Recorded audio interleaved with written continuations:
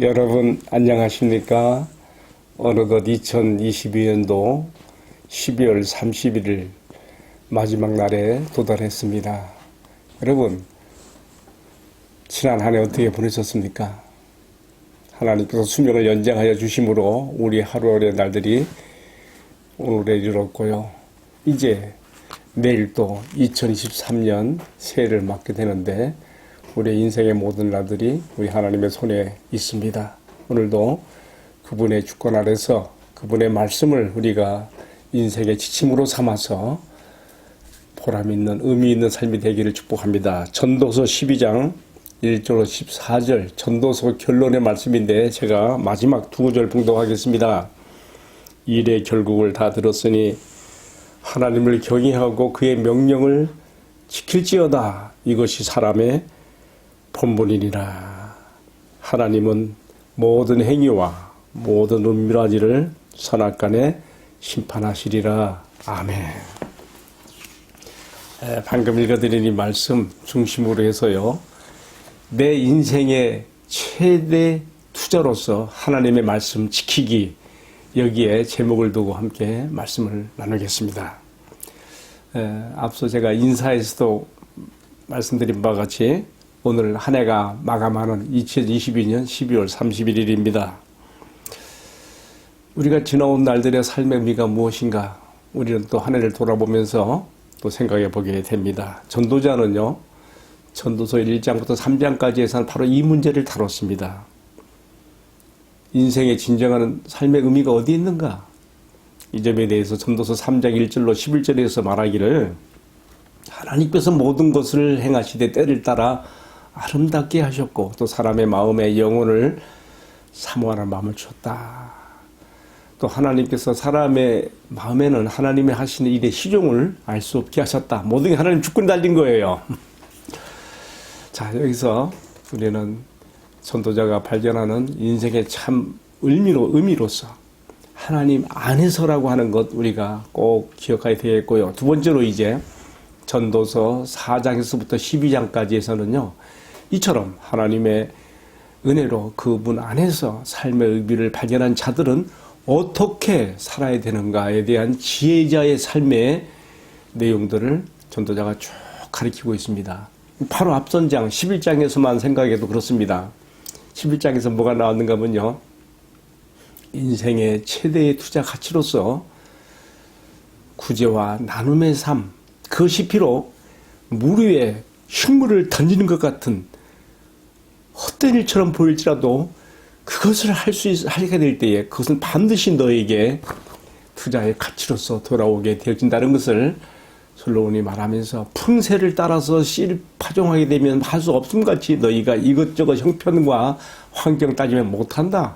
과감하게 하나님께서 내 인생과 삶 가운데 주시는 여분의 것들을 움켜쥐지 말고 나누며 아름다운 인생을 살라고 하는 그런 말씀으로 지혜자의 삶을 가르쳤어요. 그러면서 11장 후반부에서는 뭐라 했는가 하면요. 특별히 젊은이들을 향하여서 젊은이요 청년이요 네가 내 눈에 보기 좋은 대로 인생을 즐겁게 살아라.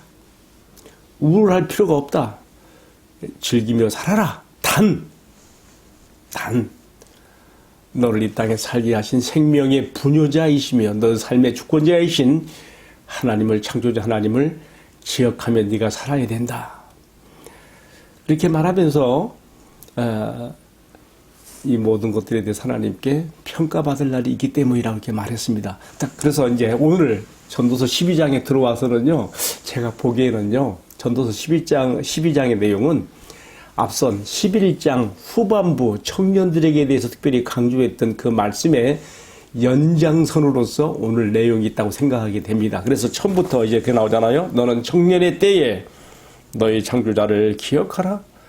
곤고한 날이 이르기 전에 나는 아무 낙이 없다고 할 해가 들기 전에, 다시 말하면 이제 노년으로 들어서 가지고 삶의 희망이 사라지는 그때가 당하기 전에 너는 너의 창조자 하나님, 내 생명의 부녀자이시며 너의 주권자이신 하나님을 기억하며 그분의 뜻을 따라 살아야 된다는 말씀으로 오늘의 말씀이 시작이 되고 있어요. 그러면서 우리가 쭉 이어지는 말씀을 보게 되면요.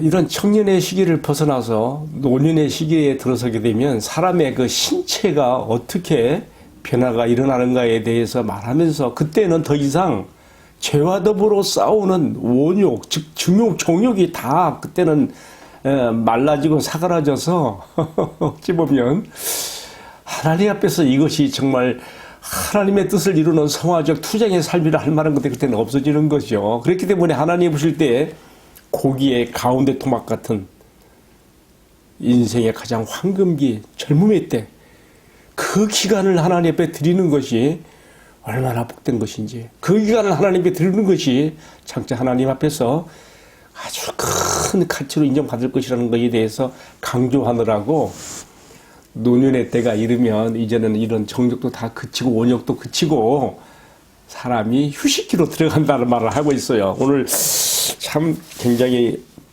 이 전도서가 인생의 의미를 찾는 철학적인 사변과 또 여러 가지 삶의 의미들을 부여하는 좋은 말씀들로 되어 있으면서 또 수사학적으로도 굉장히 참 기호가 있는 미를 나타내고 있는데요.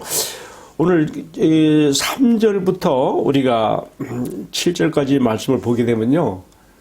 청년의 시기를 지나 노년기로 들어갔을 때 나타나는 신체 변화를 아주 은유적으로 잘 표현했어요. 제가 몇 가지만 제가 한번 이렇게 특징을 이야기하고 오늘 말씀 결론으로 가려고 그래요. 첫 번째는요. 그런 날에는 집을 지키는 자들이 떨 것이며 그래요. 집을 지킨 자들이 떤다는 말은요. 노인이 되면 절로 이제 팔이 떨리는 거예요. 떨림 현상. 그리고 힘 있는 자들이 구부러질 것이며 노인이 되어지면 내 몸을 탄탄하게 받쳤던 두 다리도 굽어진다는 것이죠. 허리가 굽어지면 다리가 굽어져요. 이 몸의 신체적 지주 역할을 했던 그런 다리가 떨리고 구부러진다는 것이죠. 다 은적인 표현이죠. 또 뭐라 했습니까? 맷돌질하는 자들이 적음으로 그칠 것이며, 맷돌질을 지금요 노인이 되어서 치아가 이렇게 다 빠지고 이렇게 뭐가 씹는 것이 약해져서 소화력도 참 힘들어지는 노년의 시기를 말하고 있는 내용이지요. 뿐만 아니라 창들로 내다보는 자가 어두워질 것이며 시력이 쇠하여져서 바라보는 것들이 이제 희미해진다는 것이죠. 그리고 길거리 문들이 닫힐 것이며, 이 말은 무슨 말인가 하면 이제 귀로 들려지는 청각력도 약해진다는 것이죠. 등등 여러 가지로 표현을 했습니다. 또 5절 말씀에서 보게 되면요. 살구나무가 꽃이 필 것이며, 머리에 살구의 그 꽃이 피는, 말하자면 살구꽃이 연분홍으로 폈다가 흰색으로 변해가는데 머리에도 이제 서리빨이 내리는 거예요. 그렇죠. 신체의 변화를 이렇게 아주 여러 가지 은유적으로 표현을 잘 했습니다. 결정적인 것은 뭐냐? 그때가 되면 5절 하반절에 나오죠. 그때가 되면 정욕이 그치리니 그랬어요. 더 이상 죄와 더불어 싸울 만한 그러한 마음의 죄성의 그 작동이 그때는 이제는 다 사그러지게 된다. 그 뜻이겠죠? 저는 그렇게 받아들였습니다. 그리고 난 다음에 어떻게 돼요? 그러면 이제 나에게 내 육신은 흙으로 돌아가지만 나의 영혼은 나에게 이 영혼을 주신 이에게로 다시 돌아가게 된다. 7절에 이렇게 표현되겠습니다. 그러면서 헛되고 헛되니 모든 것이 헛되도다. 전도서 처음 1장 시작할 때 했던 말을 여기서 다시 반복했습니다. 그러면서 뭘 말하고 싶은가? 그러니 청년이요 너에게 너의 모든 육신의 정욕이 다 쇠해지는 노년의 시기가 오기 전에 너의 왕성한 그 젊음의 때에 물론 네 안에 일어난 죄성의 정욕도 강하게 일어나는 그런 시기이지만은 바로 그런 때야말로 네가 정말 하나님 앞에 멋지게 하나님을 경외하는 표시로서 하나님 말씀을 지키는 것에 너의 승부를 걸고 내 인생의 최대의 투자를 네가 할 수 있는 하나님 앞에 상급을 쌓을 수 있는 절호의 기회라는 것을 인정하라고 이 말씀이 있는 거예요. 다른 데 있지 않습니다. 저는 그렇게 받아들였습니다. 그때가 되면 모든 정욕이 그치리니 이제 그는 영원한 집으로 돌아가고 조문객들이 거리로 왕래하게 됨이라. 5절 하반절에 이렇게 말했습니다. 젊은이들이요 청년들이요. 이 말고 연령적으로, 나이적으로 청년을 말하는 게 아니에요. 아직 내 안에 하나님의 말씀을, 내 영혼을 거스려 싸우는 육체의 정욕이 왕성하게 일어나는 그 시대야말로 이것은 우리에게 한편 하나님을 말씀을 따르는데 많이 힘들고 고통이 되지만 이런 것들을 넘어서고 하나님을 경외함으로 말씀에 순종하는 삶이야말로 가장 하나님 앞에 높이 인정을 받으며 평가될 수 있는 축복의 시기라고 하는 것을 이렇게 말함으로써 청년의 때 곧 온욕이 왕성하여 하나님의 말씀을 지키며 따르기가 힘든 그 시기에 우리가 어떻게 지혜자의 삶을 살 것인가를 전도서자가 마지막 결론으로 주고 있습니다. 이렇게 말하면서 오늘 제가 봉독했던 말씀이죠. 13절 이래 결국을 다 들었으니 하나님을 경외하고 그의 명령들을 지킬지어다. 이것이 중요해요. 하나님을 경외함. 영어로 말하면 fear of God. 하나님을 경외함. 두려워하는 가운데서도 사랑과 존경을 함께 포함하고 있는 말이 경외함, 하나님을 경외함이라는 뜻이에요. 그리고 이 하나님을 경외함의 외면적인 표현은 무엇인가? 그의 의지와 뜻이 담겨있는 그의 말씀들, 그의 명령을 내가 지키고 따르는 것에 나의 승부수를 걸고 나가는 인생이 될 때에 여기에 하나님의 은혜와 상급이 있다고 말하는 것입니다. 여러분, 저는 오늘 내 나름대로 이렇게 오늘 본문의 말씀을 해석을 했습니다. 제 본문의 그 말씀 해석이 틀리지 않다고 제가 확신하는 것은요, 우리가 제2의 바이블이라고 할 수 있는 존 버넬이 쓴 철로역 중에서도 존 버넬이 이 점을 매우 강조하고 있어요.